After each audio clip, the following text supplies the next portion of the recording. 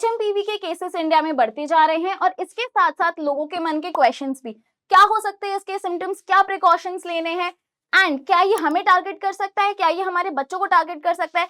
ऐसे ही बहुत सारे क्वेश्चंस का आंसर करने के लिए हम आ गए हैं। हेलो एवरीवन, मैं हूं Ankita Rathore, a biology faculty at physics वाला। आज हम बात करने वाले हैं एचएमपीवी की। एचएमपीवी इज ह्यूमन मेटान्यूमो वायरस, और ये जो वायरस है ये इफेक्ट करता है टू आवर रेस्पिरेटरी सिस्टम। तो हमारा जो रेस्पिरेटरी सिस्टम है इसमें हमारे नोज को, थ्रोट को एंड लंग्स को ये मोस्टली इफेक्ट करता है। तो यहाँ पे सिम्टम्स क्या हो सकते हैं? सिम्टम्स आर बेसिकली आपको फीवर हो सकता है, माइल्ड फीवर आएगा, एंड क्योंकि ये रेस्पिरेटरी सिस्टम को इफेक्ट करता है, you might experience sneezing and difficulty in breathing. इसके साथ साथ अगर मैं बात करूं तो बिल्कुल डरने की जरूरत नहीं है। क्यों? क्योंकि ये हमारा जब ईयर 2001 था तभी डिस्कवर हो चुका था कि एचएमपीवी वायरस है। तो यहाँ पे इसका जो फर्स्ट केस है वो आ गया था ऑफ एचएमपीवी इन ईयर 2001। लेकिन स्टिल अभी क्यों इसका इतना ज्यादा हवा बना हुआ है बात का? तो इसका रीजन ये है कि चाइना में बहुत सारे हॉस्पिटलाइजेशन हुए हैं ड्यू टू एचएमपीवी। तो क्या ये हमारे साथ भी हो सकता है?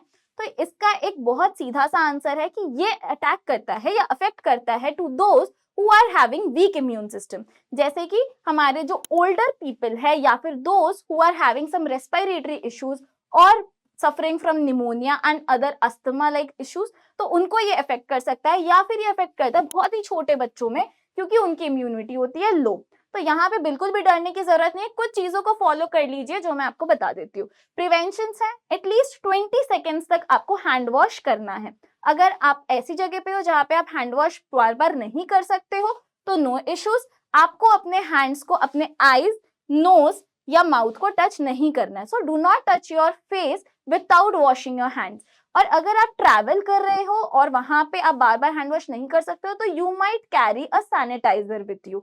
इसके साथ साथ आप फॉलो कर सकते हो बाकी जो आपने कोविड-19 के टाइम पे प्रिवेंशंस लिए थे, प्रिकॉशंस लिए थे, वही सारे आप अभी फॉलो कर सकते हो।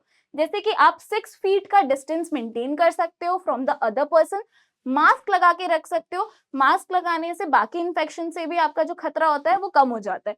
तो these are such good ways of taking precautions और preventing yourself from any infection.